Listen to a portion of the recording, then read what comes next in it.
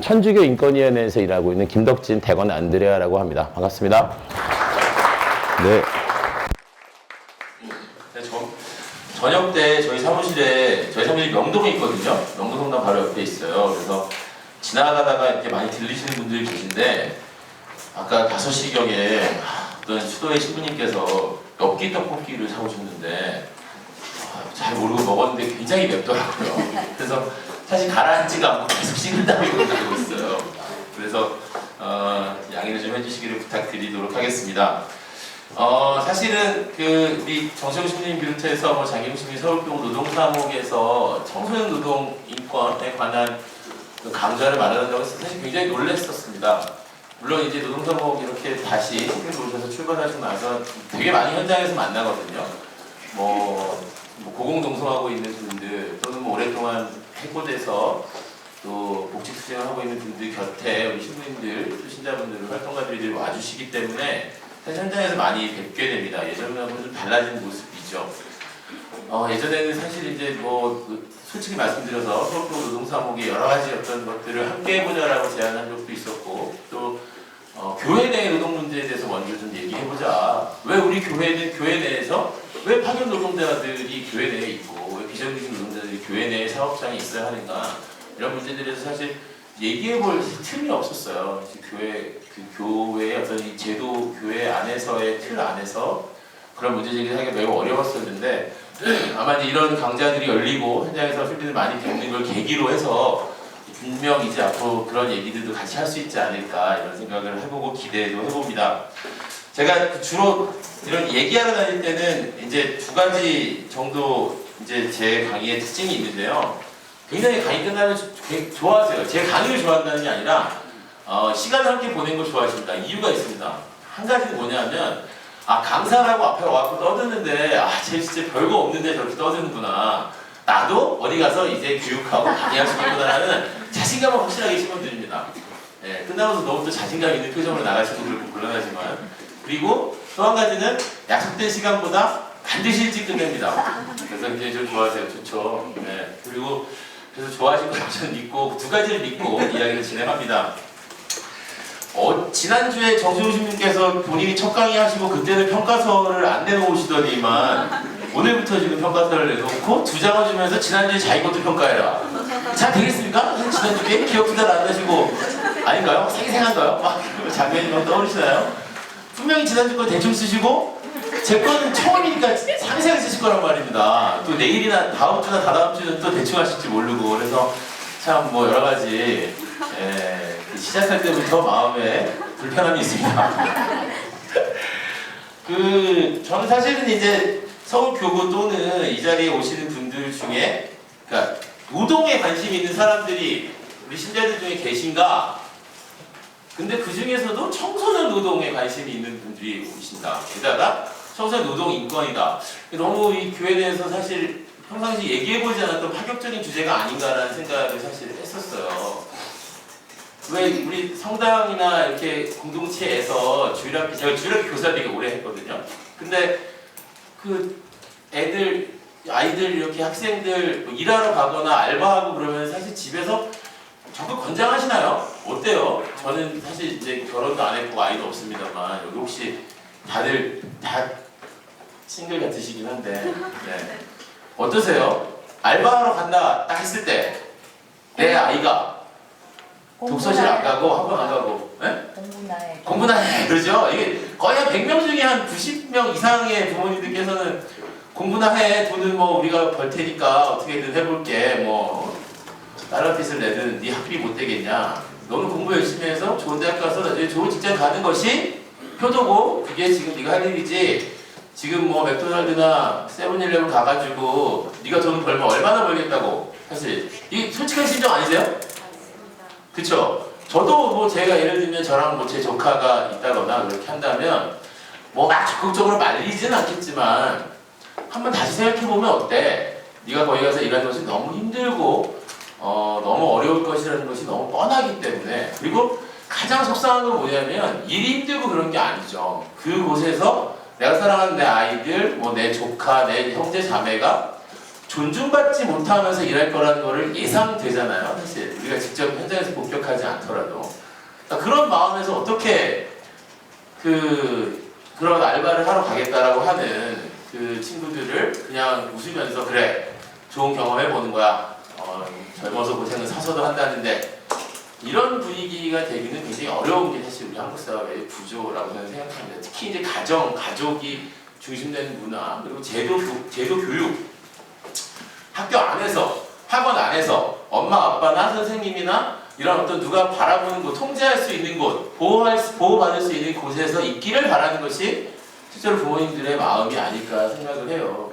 그래서 사실 이 청소년 노동의 문제, 청소년 노동 인권의 문제가 매우 이야기 되지기 그러니까 회자가 되긴 합니다. 뉴스거리가 되기도 하고 뭐 무슨 어디 패스트푸드점에서 사장이 무슨 여고생 알바생을 어떻게 했네, 돈을 떼먹고 안 줬네, 뭐 폭력을 하네, 반말하네, 욕하네, 모멸감을 주네, 별의별 얘기들이 뉴스의 가십거리로는 등장하지만 이게 해결되는 이 과정을 사실 밟지 못하고 있는 이유 중에 하나가 저는 약간 이게 약간 뭐 이 당연히 해야 되는 노동으로 여겨지는 게 아니잖아요. 예를 들면 뭐 25, 30 뭐 사회 진출하거나 또는 뭐 결혼을 하거나 그렇게 되면 당연히 어디 가서 뭔가 돈을 벌어와야 한다라는 생각들을 기본적으로 갖고 있는데 특히 청소년기 우리나라는 여러 가지 뭐 아동청소년법 이런 데에는 뭐 20몇 살까지도 규정하긴 하지만 우리가 기본적으로 생각할 때는 청소년 그러면 거의 한 고3까지 얘기하시는 거잖아요. 그죠? 고3이 졸업하고 나면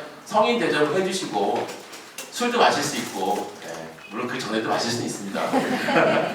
그래서 사실은 이제 이 문제가 쉽지 않은 문제이기도 하고 어떤 노동이나 인권 문제의 아주 중요한 핵심 과제로 설정되기가 매우 어려운 사실 과정들에 있다고 저는 생각을 해요. 그렇기 때문에 사실 더 많은 이야기라고 더 많은 관심을 가져야 되는데 이제 여기 계신 분들 제가 아까 정정훈 신부님한테 여쭤봤어요. 도대체 어떤 분들이 오신 거냐. 나는 진짜 신기하다. 뭐 다 혹시 서울교구에 뭐 속해 있는 뭐 이런 그 직원분들 아니냐. 이런 분들 했는데 뭐 주보 보고 오신 분들도 많고 그러시다고 하시더라고요. 주보 광고효과가 대단하군요.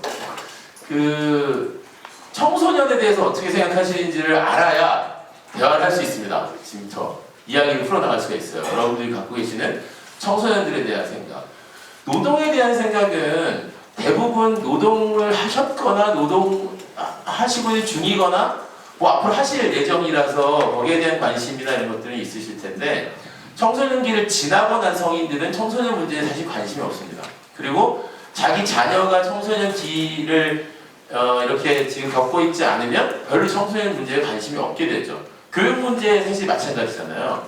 교육 과정이 개정되고 뭐가 바뀌고 하는 과정들을 우리 아이가 대학 갈 때 어떻게 바뀌느냐에 대해서 관심이 있지. 사실 지금 예를 들면 다 장성한 아이들이 있는데 뭐 누리 과정이 어떻고 어린이집 어떻고 이런 거 사실 관심 없잖아요. 다 그렇게 마련인데 여기 계신 분들은 어떻게 관심이 있으신가 한번 여쭤봐야 될 것 같아요. 청소년 하면 제일 먼저 떠오르시는 단어가 뭡니까? 뭘까요? 청소년. 저희 나름 인권활동하기 때문에 반인권 쪽으로 누구를 지목해서 뭐 시키고 그러지 않습니다. 신부님들은 많이 그렇게 하시죠? 네. 어떠세요? 청소년 하면 생각나시는 거? 안타까움? 그냥 청소년인 게 안타까워요? 그냥 어린 게? 청소년 노동 말고 청소년. 네. 네. 교실에서 그러니까 60, 70년대에는 일하느라고 18시간 앉아 있었다 그러면 지금은 공부하느라고. 그렇죠. 예. 입시나 이런 공부 때문에 계속 있어야 되니까. 또, 그러네요. 사실 뭐 다들 치근하죠. 늘 피곤해하고 자고 싶어하고 놀고 싶어하고 사실 이러는데 이제 계속 어쨌든 원하는 원칙 요즘에 근데 공부 하고 싶어하는 친구들도 많이 있다고 하더라고요. 예, 저는 못 봤는데요. 제 주변에서는 어쨌든 하고 싶지 않은, 그러니까 하고 싶은 일을 못 하면서 어쨌든 앉아서 책을 봐야 하는 그런 안타까움들이 있죠. 또 어떻게 청소년은 어떻게 대상입니까? 우리 자매님 형제님들께 청소년은 어떤 대상이에요? 호기심, 반항.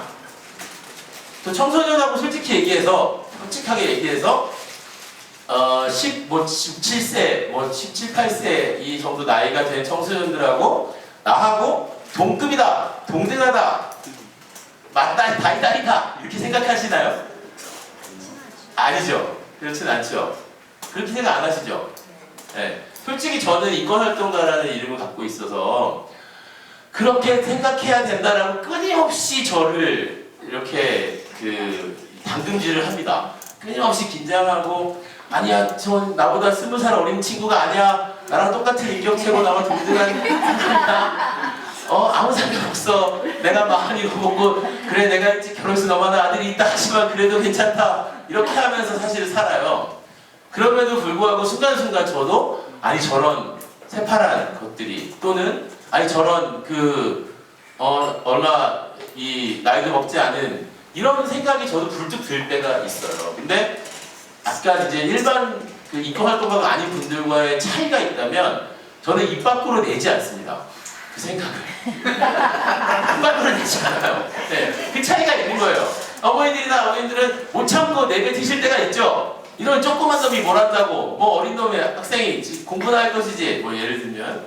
근데 저도 그렇게 말하고 싶은 마음이 막 부글부글 끓을 때가 있어요. 같이 활동하는 청소년 활동가들을 만나거나 또는 이제 현장 가서 만나는 청소년들 중에 감당하기 어려운 친구들도 있거든요. 그냥 만나자마자 통성명도 하기 전에 막 그냥 반말부터 막 하고 당신이 나보다 나이 많아도 우리는 동등한 인격체니까 이러면서 그러니까 내가 좀 적응할 시간을 줘야 되거든요. 아 그래 알았어. 내가 너랑 이제 앞으로 친구 먹을 건데 지금 당장은 아니잖아? 이런 생각이 이제 있는데 그런 경우들이 있어요. 아 진짜 카메라가 찍고 있어 굉장히 부담스럽네요. 얘가 어떻게 나가가지고 우리 청소년 인권활동가들이 저를 더 혼날지도 모르는데 근데 이제 이렇게 보기 쉽지 않아요. 특히 이제 한국 사회의 유교적인 문화라든지 또는 나이 어떤 직위 이런 것들이 굉장히 중요한 공간이잖아요. 공동체잖아요. 그 안에서 만나면 제일 먼저 뭐해요? 인사하고 몇 살이에요? 몇 살이에요? 조금 약간 자기 대학 나오고 자랑하고 싶은 사람은 몇 학번이에요? 이렇게 물어보고 저한테 몇 학번 이렇게 물어보는 사람은 항상 얘기해요. 대학 안 나왔으면 어떡하려 이렇게 물어보세요? 라고 얘기를 하죠. 그 다음에 사는 동네 물어보고 어느 동네 사냐고. 그래서 강남 산다 그러면 부자 동네 사시네요. 그리고 제가 성북동에 오래 살았거든요. 진짜 그런 얘기 많이 들었어요. 성북동 살아 그러면 부자 동네 사시네요. 그럼 드라마나 영화에 맨날 사채 할머니들 성북동 사시고 드라마 엄마들이 니들 성북동으로 들어와 이런 걸 진짜 많이 하시잖아요. 그래서 저는 거기 이제 성북 2동이거든요. 성북 2동이고 저는 평생 1동에서 살았어요. 사실 별 상관이 없지만 근데 우리가 그렇게 규정을 이미 지어요. 사람을 만나면 일단 딱 보고 나보다 나이 어릴 것 같아라고 하면 얘기 막 하다가도 은근슬쩍 뒤 말이 짧아지죠. 요자가 없어지거나 다자가 없어지고 이렇게 되는 과정을 사실 겪게 되는데 청소년들은 실제로 그 문제에 대한 어떤 상당한 트라우마들이 있어요. 일단 집에서 엄마 아빠가 반말하고 막 이렇게 시키고 이러죠. 학교 가면 요즘에는 또 안 그런 선생님들도 계시지만 선생님 존댓말 쓰시고 이렇게 하시는 분도 있지만 선생님 존댓말 쓰면 더 무서워요. 사실 이렇게 보면 이제 그리고 예를 들면 아르바이트를 하러 일터에 나갔을 때 어떤 그 점포의 사장이나 아니면 매니저나 고참이 그 청소년에게 존댓말을 쓰거나 누구누구 씨라고 부르면서 존중하겠어요. 그런 사람이 왜 없냐 하면 더 그래요. 그런 일터에서는 흔히 말하는 대로 누가 새로 들어오면 길을 죽여놔야 된다고 생각하거든요. 기선을 얘를 제압하고 얘를 여기에 딱 이렇게 맞춤형 어떤 일꾼으로 만들어낸다고 생각하기 때문에 들어오면 일부러 더 텃세도 부리고 이렇게도 합니다. 물론 양심적이고 좋은 그런 업주분들도 계시지만 근데 이 문제가 해결되지 않으면 청소년 노동의 문제, 청소년 인권의 문제를 사실 아무리 얘기해도 소용이 없어요. 청소년들은 실제로 저도 어렸을 때 저는 진짜 성북동에서 되게 유명하게 놀았던 사람이거든요. 그래서 중학교 때부터 술 먹고 담배 피고 다 했어요. 그래서 그런 친구들 좀 만나면 그래도 나처럼 살 수도 있다. 걱정하지 마라. 이렇게 늘 얘기해 주는데 그때 제일 느꼈던 생각은 뭐냐면 저는 다 컸다고 생각했었거든요. 저는 어른이다라고 늘 생각했었어요. 고등학교 때부터도. 그래서 어른들이 하는 거 내가 다 해도 된다고 생각했고 그것을 하는 것이 큰 문제라고 생각하지 않았는데 그것을 문제라고 얘기하고 하지 말라고 얘기하고 그것을 이제 가르치려고 이제 누군가가 그게 부모님이든 누구든 하는 순간부터 사실은 이제 거기에 대한 이제 그 저항감이 생기게 되는데 설득하거나 이렇게 되지 않죠. 청소년 시기나 청소년 시기 지나는 것도 마찬가지예요. 사람이 사실 어떤 사람과 얘기해가지고 설득되거나 이런 일은 하기 쉽지 않은 일입니다. 본인이 이제 느끼고 그것을 이제 어떤 경험이라든지 맞부닥치는 세상 속에서 그렇게 바뀌어야 되는 것인데 이 문제가 해결되지 않으면 사실 우리는 청소년들의 인권 문제 얘기할 수가 없다라고 얘기하는 것은 뭐냐면 기본적으로 갖고 있는 생각이 있으시잖아요. 청소년은 아주 좋은 어른들, 아주 정말 청소년에 대해서 많은 이런 그 애정을 갖고 계신 분들은 이렇게 얘기하죠. 보호의 대상이라고 얘기합니다. 실제로 청소년 보호법이라는 것도 있고 뭐 TV나 무슨 뭐 게임이나 이런 거 막 청소년 보호한다고 뭐 10시 이후에는 뭐 못하게 하고 뭐 이런 법도 있잖아요, 사실은. 그런 것들이 청소년은 스스로 뭔가를 결정하고 자기가 해나갈 수 없는 사람들로 분류해 놨던 거죠. 놓은 거죠, 실제로. 그러니까 보호받아야 되는 사람들인 거예요. 근데 이것은 또 뭐가 있냐면 보호받아야 되는 세력들, 계층들이기 때문에 실제로 그들이 스스로 자신들의 어떤 그 권리나 요구를 강하게 주장할 수 없는 세력으로 이미 보고 있는 거예요. 그렇기 때문에 너희들은 보호한 대상이기 때문에 우리가 만들어주는 길을 따라와야 한다. 우리가 니네들을 보호하기 위해서 가장 최상의 법이나 제도나 사회적 분위기를 만들어 놨으니 너희들은 그 안에서 그것들을 마음껏 누려라라는 기본적인 생각이 우리한테 있거든요. 근데 아까 말씀드렸지만 그 생각한다고 무슨 뭐 꼰대? 뭐 그 생각한다고 뭐 고루한 사람? 이런 거 아닙니다. 그런 생각 갖고 계신 게 너무너무 당연해요. 저도 그런 생각 계속 든다고 했잖아요. 그런데 그런 생각들이 드는 가운데에서 어떻게 하면 조금 더 우리가 이야기하고 있는 청소년들의 노동 문제나 인권 문제에 대해서 우리가 조금 더 열고 얘기를 할 것인가 이런 고민을 오늘 해보자라는 얘기를 저는 사실 드리고 싶습니다. 어떤 얘기를 하고 싶은지는 공감이 가시나요? 네. 공감 안 해주시면 안 돼요. 공감해 주시는 걸로 알고 그렇게 얘기를 하겠습니다. 그 다음에 노동에 대해서 저기 그 매년 5월 1일이 무슨 날이죠? 노동절로 알고 계시죠? 법적으로는 무슨 날인지 아세요? 근로자예요. 네, 법적으로는 근로자의 날이죠. 우리나라에 참 이 용어가 희한해요. 뭐냐면 그 정부 부처는 고용노동부예요. 네, 그죠? 그리고 이번에도 노동개혁 한다고 이제 이름을 잘 말하고 싶지 않은 어떤 그분이 이렇게 얘기를 하시는데 근데 희한하게도 법률이라든지 어떤 관에서 정책을 발표하거나 이런 거 할 때는 노동이란 말을 잘 안 쓰려고 해요. 근로자라고 얘기를 하죠. 근데 이제 약간 이게 뭐 단순히 한자의 차이인가 아니면 단어의 차이인가라고 생각해 보면 약간 그 근로와 노동의 약간 느낌이 좀 다르죠. 근데 어떻게 설명할 수 있을까요? 근로와 노동이 뭐가 다를까? 저는 정의는 없다고 생각해요. 정의는 없는데 인권운동이나 이런 이제 노동운동 진영에서는 근로는 약간 뭔가 이렇게 틀에 어떤 딱 갇혀서 시키는 일을 하라고 하는 때까지 하는 것을 말하는 것 같이 느껴져요. 예를 들면 오늘 너는 8시간 동안 뭐 50개 뭘 만들어내라. 그래서 너는 이 자리에 앉아서 이 일을 하고 너는 12시 반부터 1시 반까지는 쉴 수 있고 점심을 먹을 수 있고 6시 반에는 퇴근할 수 있다. 예를 들면 이렇게 정해놓은 것에서 일하는 것처럼 느껴지고 노동은 좀 뭔가 그래도 어떤 가치를 창출하는 것 같은 느낌이 사실 있어요. 그래서 사실 이제 노동이라는 말이 훨씬 더 보편적으로 쓰임에도 불구하고 제도에서는 계속 근로라는 어떤 그 용어로 조금 찬양하고 있지 않은 것인가라는 사실 제가 추측을 하는 겁니다.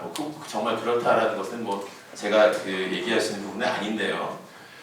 그래서 이 노동은 과연 그러면 뭔가 이게 진짜 저는 고민이 돼요. 모든 사람은 일할 수 있는 권리가 있다. 그렇죠? 근데 모든 사람이 일할 수는 없죠. 그 일이라는 것에 대한 개념이 좀 다르기 때문에 그래요. 우리나라 한국 사회의 전통적인 개념에서는 집에서 집안에 흔히 말하는 살림을 하고 아이를 양육하고 이런 거 일이라고 생각하지 않아 왔었어요. 일은 밖에 나가서 돈을 벌어오는 것이 일이죠. 재화를 갖고 들어와야 일이라고 생각했습니다. 그래서 요즘에야 당연히 전업주부들의 노동력이나 이 가치를 다 환산할 수 있는 여러 가지 이제 계산법들이 있지만 여전히 사실 그렇게 인식되지 않거든요. 그래서 흔히 제일 많이 하는 게 아저씨들이 제일 많이 하는 게 뭐 죽어라 나가서 돈 벌어다 줬는데 집에서 뭐 하냐 뭐 이런 의심들 그런 생각하는 사람 있나요? 아니요. 없어요. 의심스러운데 너무 당당하게 얘기하셔서. 근데 이 노동이라는 것은 사실 이제 그렇게 생각을 하게 되는 건데 이 모든 사람이 일할 수 있어야 되는데 사실은 그러니까 이제 우리가 생각하는 가치, 우리가 생각하는 것에서 일해서 돈을 벌어오는 그런 구조, 그 월급을 받던 장사를 해서 수익을 남기던 뭐 이제 이런 구조에서의 이 노동을 이야기할 때는 사실 저는 이렇게 생각도 해요. 그렇다면 일을 해야 되는 것은 권리이면서도 의무 같은 거죠. 모든 사람에게 일을 하라고 너는 일을 해야 돼라고 저는 강요하고 있는 사회라고 생각하거든요. 근데 이제 예를 들면 일 안 해도 잘 살 수 있으면 더 좋잖아요. 그러니까 내가 하고 싶은 막 여러 가지 뭐 내가 책 읽고 싶으면 책 읽고 등산하고 싶으면 등산하고 뭐 어디 문화 공연을 가고 싶으면 가고 이런 것들만 하고 살아도 경제적인 문제가 해결 뭐 상관없다면 물론 이제 뭐 본인의 개인의 어떤 명예라든지 성취하고 싶은 거라든지 이런 게 있으신 분들이야 뭐 또 할 수 있겠지만 사실 저 같으면은 그런 거 다 대준다고 하면 의식주 다 해결해주고 뭐 건강보험이나 이런 걸로 해가지고 내가 나가서 막 어디 가서 누구한테 아쉬운 소리 하고 뭐 물건 사달라고 사정하고 이런 거 안 해도 살 수 있으면 그렇게 살고 싶은데 안 그러신가요? 그래요. 저는 이제 이 문제는 우리가 이제 노동에 대한 권리, 노동에 대한 걸 일할 수 있는 권리를 사실 이야기하면서 약간 그 마치 그 일하는 어떤 그 일자리를 뭐 갖고 있는 것 또는 일자리가 생겨나는 것 또 그것에 가서 내가 일할 수 있는 것에 대해서 막 감사하고 이런 문화 있잖아요. 완전 진짜 싫어요. 뭐 일할 수 있는 게 너무 좋다. 아 뭐 바쁘면 어때요? 뭐 그래도 바쁜 게 좋은 거죠. 집에서 할 일 없이 그냥 있는 것보다 얼마나 좋아요. 이런 얘기, 이런 덕담들 나누는 걸 사실 저는 굉장히 싫어하는데 사실 저는 일을 하고 싶은 사람만 일하고 일하고 싶지 않은 사람은 일 안 해도 그냥 다 살 수 있는 세상이면 좋겠어요. 사실 저는 그렇게 생각해요.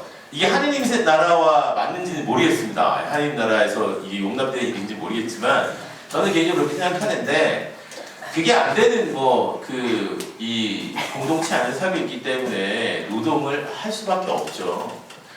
근데 이 노동에는 여러 가지 이제 종류들이 또 있잖아요. 선생님 다 생각하신 것처럼. 막 뭐 공장에서 자동차 만들고 뭐 막 건설 현장에서 일하는 이런 이제 노동자들 당연히 이제 막 떠오르는 이미지들이 있고. 그 다음에 사실은 저는 자영업자분들도 다 노동자라고 생각하거든요. 다 노동자죠. 실제로 어떻게 보면은 직장에 다니시는 분들보다 노동 강도가 더 세고 무슨 뭐 슈퍼를 하시거나 무슨 뭐 어떤 식당을 하시거나 뭐 정말 새벽부터 밤에 그 아주 늦은 밤까지 일들도 하시고 또 문 닫고도 뭐 가게를 정리한다든지 다음날 장사를 또 준비한다든지 또 이런 것들이 있어서 사실 어떻게 보면 훨씬 더 노동 강도가 세시기도 해요. 그래서 다 포함해서 다 이제 그런 어떤 노동의 일자리들이 있는데 그러면 이제 청소년들이 하는 노동은 다 주로 뭐예요? 청소년들은 무슨 일을 주로 하나요? 그러니까 아르바이트 돈을 어디서 해요? 편의점. 그 다음에 주유소도 좀 하죠. 그리고 뭐 패스트푸드점 이런데 막 그 옛날에는 그 무슨 패스트푸드점에서 일하는 여고생이 뭐 이렇게 뭐 영화 감독님 눈에 띄어가지고 막 뭐 유명한 배우가 되고 뭐 이런 일도 있었다고 하는데 사실 뭐 그런 걸 바라고 패션을 가서 일하고 있는 건 아니겠죠, 그 친구들이. 근데 왜 거기서 일할 수밖에 없을까요? 그 친구들은 왜 청소년들은 그런 데서밖에 일을 못할까요? 네, 뭐 일단 청소년들이 일단 뭐 어쨌든 흔히 말하는 기술이거나 뭐 어떤 이런 게 좀 덜 있죠. 그 다른 뭐 더 많은 삶을 사신 분들에 비해서.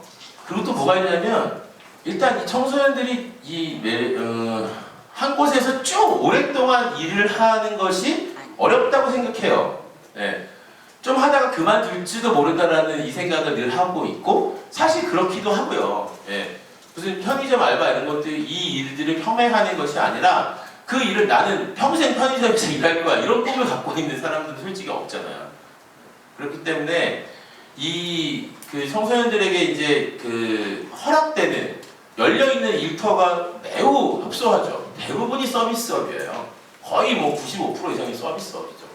이 서비스업이라는 거는 요즘에 여기서 서명도 받고 계시는데 뭐 육체를 움직여가지고 음식도 만들고 뭐 설거지도 하고 청소도 하지만 실제로 말도 안 되는, 저 손님은 왕이다 이 얘기도 되게 싫어하는데 그 이 왕처럼 구는 온갖 손님들을 대하는 감정 노동을 사실 심하게 해야 되는 일이잖아요. 그러니까 이 친구들은 육체적인 노동과 감정 노동을 동시에 그것도 아주 극도로 힘들게 하는 일밖에 없어요. 할 수 있는 일이.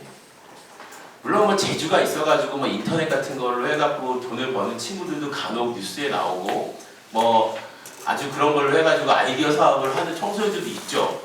근데 그 청소년들은 왜 뉴스에 나오냐? 희귀하니까 나오는 거예요. 흔치 않은 경우니까. 그러니까 그런 경우들하고 비교하면 안 돼요. 그 편의점에서 아르바이트하거나 패스트푸드에서 알바하고 있는 친구한테 가고 야 너는 왜 저 텔레비에 나온 애처럼 저런 무슨 IT 해가지고 돈 이렇게 얘기할 수 없잖아요. 사실 아무도 그렇게 얘기 안 하실 테고 이미 열려있는 공간 자체가 매우 열악한 수밖에 없는 공간, 열악할 수밖에 없는 조건을 가지고 이 노동을 시작하는 거죠. 이 청소년들은. 그 얼마나 아까 말씀하신 것처럼 안타까워요. 얼마나 속상하고 얼마나 안쓰럽습니까? 그런데 그 과정에서도 이 친구들이 하는 말이 늘 있어요. 그렇게 허리가 휘게 일하고 요거도 먹고 이상한 손님들한테 시달리고 났는데 만약에 엄청 돈을 많이 준다. 그러면 조금 마음의 위로가 되겠죠.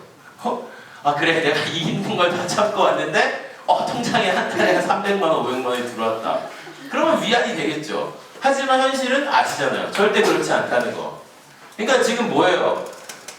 아주 힘든 육체 노동, 아주 힘든 감정 노동, 여기에 최저의 임금. 거기에 또 뭐가 있을까요? 뭐 정말 더 나쁜 조건들이 저는 더 많이 있을 거라고 생각해요. 그럼 뭐 예를 들면 산재가 뭐 제대로 되나, 뭐 건강보험, 고용보험, 사대보험 이런 것들이 과연 제대로 그 해준 업체들에서 해주는가? 업주들의 얘기도 있어요. 저희가 성북구 안에서 노동인권 실태조사라고 해가지고 성북에서 아르바이트하는 이제 이 청소년들에 대한 실태조사를 한 적이 있었는데 업주들이 이제 얘기합니다. 우리도 잘해주고 싶다. 근데 이제 핑계를 대는 거죠. 아까 말한 대로 일할 만하면 그만두고 일할 만하면 그만두고 그 다음에 자꾸 실수하고 뭐 자꾸 그런 어떤 그리고 중간 이제 뭐 그런 얘기 하시는 분도 있어요. 중간에 많이 이제 이렇게 그 전문 용어로 슈킹이라고 하는데 그 모르시는 분들도 계시네요. 그 바른 언어는 뭐라고 하는지 제가 잘 생각 삥딱? 뭐라고 해야 될까요? 그 어쨌든 다 훔쳐간다 이런 얘기들 많이 하기도 해요. 물건 자꾸 없어진다 청소년들이 일할 때. 그래서 CCTV를 더 많이 달아놓고 그 안에 있는 CCTV가 꼭 손님이 물건 훔쳐가는 것만 감시하는 게 아니잖아요. 그 직원들 감시하는 용어로 사실 쓰는 거예요. 여기에 그러니까 뭐가 더 아까 보태져요? 최악의 육체 노동, 최악의 감정 노동, 최악의 임금 조건, 여기에 최악의 노동 감시가 또 들어가요. 그러니까 이게 진짜 이 그러니까 이렇게 생각하면 청소년들 일하지 말게 돼. 청소년들 알바 못하게 하고 그 알바에서 벌만하는 어떤 그 돈들을 어떻게 마련해서 다 줘야 될 것 같아요. 사회복지의 개념을 만들어 주든지 이렇게 해야지. 이런 현장에 내몰아서 니네들이 거기서 뭐 좋은 경험 쌓아라? 또는 니들이 거기서 알아서 살아남아라? 이건 진짜 말도 안 되죠. 근데 이제 흔히 말하는 기성세대들이 여기에 살 수 있는 건 뭐냐면 그러니까 우리가 보호해 줄게요. 그러니까 우리의 보호 안으로 들어와. 그러니까 그런 일이 생겼을 때는 엄마 아빠랑 의논해. 근데 엄마 아빠한테는 학원 간다 그러고 알바 오는 친구도 있을 수 있는 거고. 그렇죠? 네. 뭐 청소년 알바 한다고 다 정직한 학생들만 있으려는 법은 없잖아요. 그 여러 가지 사정이 있어서 일할 수도 있는 거고 뭐 그 말 못할 사정이 사실 있을 수도 있는 거잖아요.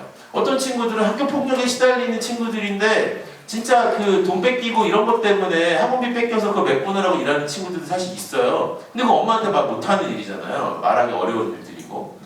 그러니까 그런 여러 가지 조건들이 있는 것들을 우리가 생각한다면 정말 이렇게 열악한 노동 환경 속에 이 청소년들을 내보내도 되는 것인가, 우리 사회가 이런 사실 근본적인 고민을 하게 돼요. 이 청소년들의 이제 뭐 여러 가지 뭐 이제 그 현실에 대해서 뭐 카드뉴스 요즘에 유행하는 거 아시죠? 카드뉴스 같은 것들도 많이 나와 있고, 또 우리 그 뭐예요?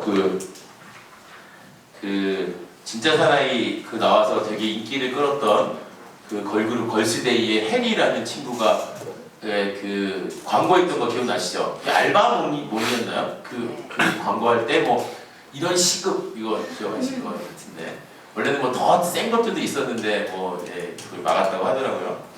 최저임금 이야기라든지 최저임금 제대로 받는 친구들이 있는가, 그리고 연장근로비 1.5배 받아야 되는데 제대로 받는 청소년들이 과연 있는가, 휴일에 일할 때 휴일 근무수당을 받는 친구들이 있는, 이런 것들을 사실은 그러니까 이제 이렇게 해야 되는 거죠. 그러니까 보호하겠다라고 생각하고 이들이 억울한 일을 당했을 때 우리한테 와서 호소해가 아니라, 우리가 그런 조건에서 일하고 있다는 걸 다 알고 있기 때문에 실제로 그런 환경들이 개선될 수 있게끔 뭐 할 수 없죠. 끊임없이 관계 당국이라든지 관련된 지방자치단체나 이런 데에서 실태를 파악하고 조사해야 되고, 그러지 못하도록 계속 어쨌든 그 제도만 만들어서 되는 것이 아니라 그런 문화를 또 만들어 가야 되는 거죠.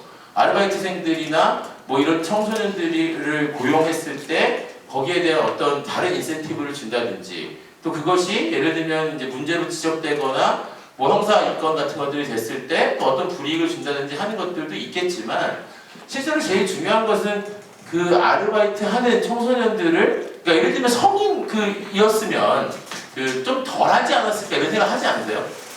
나이가 더 많은 그 일을 하는 사람이었으면 월급을 똑같이 조금 주더라도 그렇게 함부로 대하거나 그렇게 하지는 않지 않았을까. 특히 거기에서 받는 게 여러 가지가 있죠. 청소년 중에서도 또 여성 청소년들도 받는 여러 가지의 그 어려움들은 또 여기에서 나오는 가중되는 것들이 또 생겨나게 되고, 그러니까 이런 열악한 환경을 우리가 그렇다면 제도를 잘 정비해가지고 연장수당도 잘 주고 야근수당도 주고 아프면 병원도 보내주고 뭐 이런 걸 다 해주고 이렇게 되면 다 해결될 것이냐, 사실 잘 모르겠어요. 그렇게 일단 돼봐야지 알지, 그렇게 그거라도 일단 해줘 봐야 되지 않을까, 이런 생각들을 이제 하게 되는 거죠. 그래서 사실 뭐 예를 들면 청소년 기본소득이라든지 뭐 이런 여러 가지 요즘 개념들이 막 나오고 있습니다. 이렇게 청소년들에게 기본적으로 어느 정도의 소득을 이렇게 창출할 수 있도록 해줘야 이런 문제들이 해결된다. 뭐 이런 이제 주장이나 그런 개념도 있는데요. 뭐 흔히 말하는 근로기준법이라든지 뭐 이런 것들만 잘 지켜도 되지 않겠는가, 뭐 이런 생각들도 늘 하게 됩니다. 청소년 노동의 얘기를 하면서 이렇게 막 열을 냈던 이유는 사실상 이제 저도 어렸을 때 일을 참 많이 해봤는데요. 처음에 저는 그냥 제가 학교 다닐 때만 해도, 청소년 시기 때만 해도 약간 겉멋 같은 게 있었어요. 그 알바를 하는, 돈을 버는 청소년이라는 이 어떤 약간 프라우드 같은 게 있었죠. 그래서 괜히 아침에 신문 돌리고, 그렇게 어렵지 않은데 진짜로 신문 돌리고 막 그런 거 학교 가서 막 되게 뻐기고 막 신문 돌리는 거 이런 거, 그래서 월급 타면 애들 모아가지고 그걸로 파티하면서 나는 이렇게 깨어있는 청소년이야 이런 것들을 과시하고 싶기도 하고, 이런 친구들도 주변에 많이 있었는데 지금은 사실 그렇진 않죠. 지금은 사실 저는 오히려 명백하게 물론 이제 뭐 집에서 용돈도 받고 뭐 여러 가지 있겠지만 뭐 기본적인 의식주 해결 이런 것들을 해결되는 경우들이 많이 있죠. 그게 해결 안 돼서 하는 친구들도 있지만 물론. 근데 어쨌든 그 소비의 형태가 이제 바뀌어져 있는 거잖아요. 그래서 써야 되는 거예요. 돈이 필요한 거예요, 이 친구들은. 엄마 아빠가 생각하기에는 차비하고 뭐 밥 사 먹을 돈만 주면 충분한데 이 친구들은 아니죠. 그거 말고 더 돈이 필요한데 안 주니까 나는 일을 해야 될 수밖에 없는 거예요. 안 주니 돈을 안 줘, 그러니까 모자라니까 그 돈을 벌기 위해서 일을 하는 거죠. 근데 뭐 어렸을 때 솔직히 청소년들 친구들이 물론 아까도 말씀드리지만 경우의 수는 다 다릅니다. 뭐 가족이 없을 수도 있고 본인이 생계를 책임져야 하는 그런 청소년들도 주변에 흔하게 볼 수 있어요. 그래서 이제 그런 경우 말고는 이 친구들이 그 돈을 벌어서 하려는 것이 사실 매우 소박한 일들이에요. 그 돈을 벌어서 뭐 자기가 좋아하는 무슨 뭐 핸드폰을 산다든지, 뭐 어떤 뭐 IT 기기를 산다든지, 또는 뭐 게임을 한다든지, 뭐 여행을 간다든지, 이렇게 해서 소비되는 거거든요. 그 아르바이트 해가지고 돈 모아가지고 나중에 아파트 사야지 이런 친구들이 사실 있겠습니까? 가능한 일도 사실 아니고요. 그러니까 이제 이 뭐냐고 필요한 데 쓰는 돈을 벌기 위해서 일하기 때문에 이 친구들의 노동은 또 매우 필요한 일인 거예요. 꼭 할 수밖에 없는 거죠. 어른들이 밖에 나가서 내가 가족들 먹여 살리기 위해서 일하러 나간다라는 것과 이 친구들이 가서 일해야 되는 그 처지가 크게 다르지 않다는 거예요. 그 순간에 필요나 이런 거에 있어서는. 근데 그렇게 생각하지 않죠. 아, 일 안 하고 안 놀면 되지. 게임 안 하면 되지. 애들이 무슨 여행이야. 나중에 대학 가서 가면 되지. 대학 가면 여행 가기 더 힘들어요. 이런 것들이 사실은 이제 있기 때문에 이미 이 친구들의 노동 자체가 동등하게 취급되어 있지 않는 이런 사실 이 현실이 있다는 거죠. 저는 그것이 여러분들 마음속에 다 있을 수 있다고 생각하고 제 마음속에도 있어요. 저는 계속 제가 자기 고백을 하는데 고백서사에 지난주에 못 봐가지고 진짜 저도 있어요. 그렇게 생각하거든요. 근데 안 그러려고 진짜 부단히 애를 써요. 저는 그래서 여러분들 다 그런 애를 좀 써줬으면 좋겠어요. 좀 불편하고 뭐 피곤할 수도 있겠지만 아 그렇게 생각하면 안 되겠구나라는 걸 한 번씩은 이렇게 해주셔야 사실 우리가 생각하고 있는 사회 분위기가 바뀌고 그렇게 우리가 생각하는 그 청소년들을 바라보는 시각이 좀 바뀌지 않을까 그렇게 생각을 합니다. 제가 사실은 그 뭐 자료를 이렇게 보내드리긴 했는데 자료에 없는 얘기만 계속 지금 떠들었죠. 이 명강사가 원래 이런 겁니다. 자료는 사실 자료는 이제 원고료를 받기 위해서 이제 보내드리는 자료이고 읽어보면 다 좋을 얘기들. 네. 수님 언제 오셨어요? 네, 분명히 시작할 때 수녀님 신부님 쫙 스캔을 하고 했는데 한 분밖에 안 계셨는데 수님도 계시네. 이 자료들을 읽어보면 좋을 글들이 확실합니다. 왜냐하면 좋은 글들만 제가 다 따왔거든요. 이 복사하기 붙여넣기 해서 붙여넣기 때문에. 사실 뭐 여기에 나오는 뭐 인권의 역사라든지 인권의 개념 이런 것들을 제가 개발했겠습니까? 제가 정리했겠습니까? 그럴 리가 없지 않습니까? 이거 다 인터넷 뒤지고 선배들이 써온 책들을 모아가지고 거기서 제가 다시 치면서 단어 몇 개 바꾸고 문장 구조 앞뒤를 좀 바꾸고 사실 이런 겁니다. 이게 뭐 학위 논문도 아닌데 뭐 제가 뭐 엄격하게 그렇게 했을 리도 없고 하지만 좋은 글들을 다 모아놓은 거기 때문에 읽어보시면 뭐 도움은 분명히 되는 일이긴 합니다. 근데 이제 제가 인권에 대한 얘기를 하면서 딱 한 가지만 얘기하고 싶은 것은 오늘 아까 청소년에 대해서 개념 얘기하고 노동에 대한 개념 얘기했잖아요. 근데 인권에 대한 얘기를 해야 돼요. 어떻게 보면 세 가지 중에 인권이 제일 좀 어렵거나 생소하시거나 그런가요? 아니면은 어떻게 생각하세요? 인권하면 또 딱 떠오르는 건 뭐가 있을까요? 저희 어머니 진짜 선물 하나 바꿨어야 되는데 계속 대답도 잘해주시고 그래가지고 인권하면 또 뭐가 생각나세요? 네, 아니 계속 그 얘기를 해주셨으니까 딴데 이쪽은 반응이 없어요. 저쪽 뒤에. 인간의 권리라고 생각해요. 인간의 권리. 네, 그렇죠. 청소년에게는 더 큰 권리가 있다고 생각하거든요. 네. 왜냐하면 성장하는 과정 중이기 때문에 네, 실수할 수 있는 권리가 저보다 훨씬 더 진일보한 생각을 갖고 계세요. 저는 그렇게 생각하지 않습니다. 걔들이랑 나랑 똑같은 권리가 있다고 생각하는 농담이고요. 네, 그렇게 생각하는 것이 지당하죠. 왜냐하면 말씀하신 것처럼 뭐 시행착오나 이런 것들에 대해서 사실 조금은 더 우리가 좀 너그럽게 사실 해야 되는 것이라는 생각을 아마 하실 수도 있을 것 같아요. 인권이라는 단어 딱 했을 때 떠오르시는 얘기 제가 이제 뭐 사회비례 이런 데 가서 얘기해보면 아직도 여전히 좌파적 언어라고 생각하시는 분이 굉장히 많아요. 네, 인권이라는 용어를. 그리고 무섭다라거나 투쟁 뭐 이렇게 생각하십니다. 왜냐하면 이제 한국 사회에서의 인권이란 말이 나오기 시작한 건 사실 이제 70년, 60년대 말 70년대, 80년대 군사 독재 정권 시절에 실제로 어떤 정치적 이념을 달리하는 사람들을 감옥에 가두거나 고문하거나 무슨 막 조작 사건을 만들어서 사형을 시키거나 이런 일들이 많이 있었잖아요. 그 실제로 이제 지금 다 무죄로 이제 드러나기도 하고 명예회복도 되고 또 보상, 배상 같은 것도 국가가 하고 그러는데 그때 이제 이게 나온 거예요. 그러니까 인권은 당시에 양심수들을 석방시키고 고문을 폭로하고 그런 피해자들을 구제하는 것이 인권이라는 개념이라고 약간 이제 생각이 이제 이렇게 자리에 잡혀 있는 거죠. 그러니까 민주화 운동 또는 민주화 투쟁과 인권 운동이 거의 등치되는 그런 어떤 그 느낌들을 갖고 계신 거예요. 그래서 이제 인권이 그렇게 조금은 나와 거리가 먼 단어로 생각하실 수는 있겠습니다. 근데 요즘에야 뭐 사실 뭐 TV나 영화에도 인권 변호사도 막 나오고 뭐 인권 활동가도 막 나오고 막 이러는 이제 그 시대가 돼서 좀 낫죠. 저희 사무실에 이제 같이 일하는 데보라 자매님이라는 활동가가 계신데 어머님이 저희 사무실 일하는 거 처음에는 이제 천주교 뭐 되게 이제 약간 교구청 직원인 줄 알고 되게 좋아하셨어요. 그래서 천주교 인권에서 일한다 그러니까 이제 이제 거기 그 아주 좋은 그런 자리에 간 줄 알고 이제 좋아하셨는데 사실 천주교 인권위는 서울대교구나 주교위에 속해 있지 않은 그냥 별도의 사단법인이거든요. 그냥 NGO 단체인데 천주교인들이 만들었고 같이 함께하고 있지만 그래서 월급도 이제 굉장히 좀 적고 사실 이제 그랬었어요. 지금은 조금 늘어났어요 월급이. 근데 이 어머니가 그래서 나중에 그 사실을 알고서 너무 막 속상하셨던 거예요. 인권 활동가가 뭐냐 도대체. 내가 동네 친구들한테 인권 활동가 내 딸이 인권 활동가라고 얘기하니까 뭐 하는 사람인데 하고 다 물어보는데 내가 뭐라고 얘기를 해줘야 되냐. 그랬는데 이제 이 어머니들 동네 어머니들이 그 이제 그 공지영 작가가 썼던 도가니라는 책으로 많은 영화 도가니 있었잖아요. 공유 나오고 했던 거. 한 대여섯 분이 도가니를 보러 가셨던 거예요.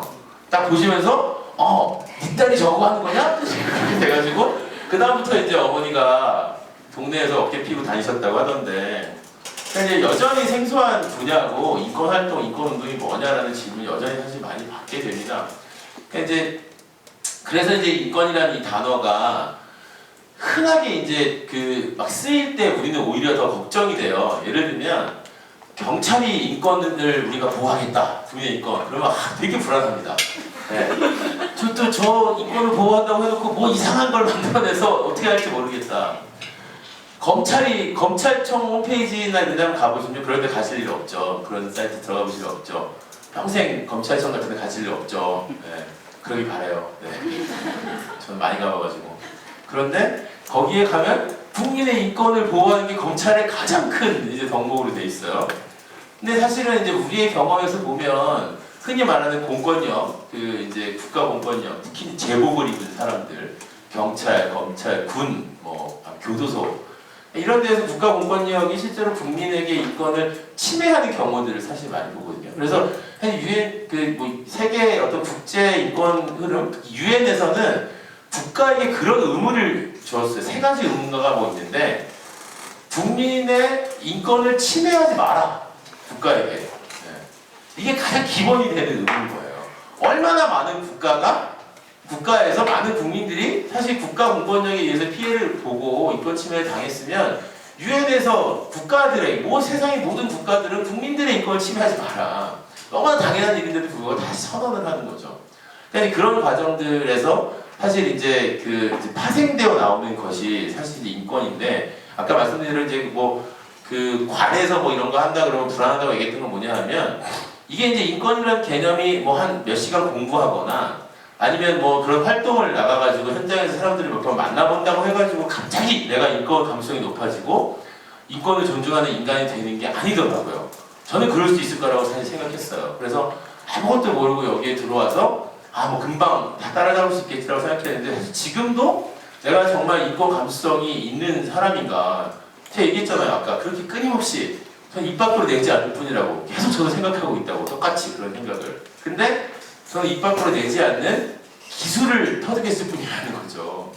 그런데 여전히 그렇게 생각하는데 이 인권이라는 그 이제 개념은 계속 이렇게 훈련하고 끊임없이 지속적인 노력이 있어야 되는 건데 정부나 이 공무원들 세계에서는 약간 좀 다른 것 같아요. 초반에 막 저희가 인권과를 만들겠습니다. 인권에 대한 뭐 부서를 만듭니다. 관련한 법을 만듭니다. 정책을 만듭니다. 해가지고 막 사람들을 불러 모아가지고 좋은 의견 고맙습니다. 뭐 이런 걸 해요. 딱 그러고 나면 이제 우리 이제 인권 다 알았으니까 우리끼리 알아서 할게. 쉬는 시간 알람 맞춰주시면 우리끼리 인권 알아서 할 테니까 이제 니들은 빠져. 이렇게 하는 거예요. 그래서 경찰도 처음에 경찰의 인권국을 만들 때 정말 막 맨날 찾아오고 막 저희 사무실에 오고 우리 불러다가 뭐 하고 이렇게 해가지고 교재도 같이 만들고 다 교육 같은 것들을 커리큘럼 만들어서 같이 또 세팅을 했더니 아 이제 그러면 우리가 할게 니네들은 빠져라고 해놓고 예전에 하던 정신교육이라든지 안보교육이나 안전교육 이런 것들을 다 인권교육이라는 이름으로 바꿔가지고 그냥 하고 있어요.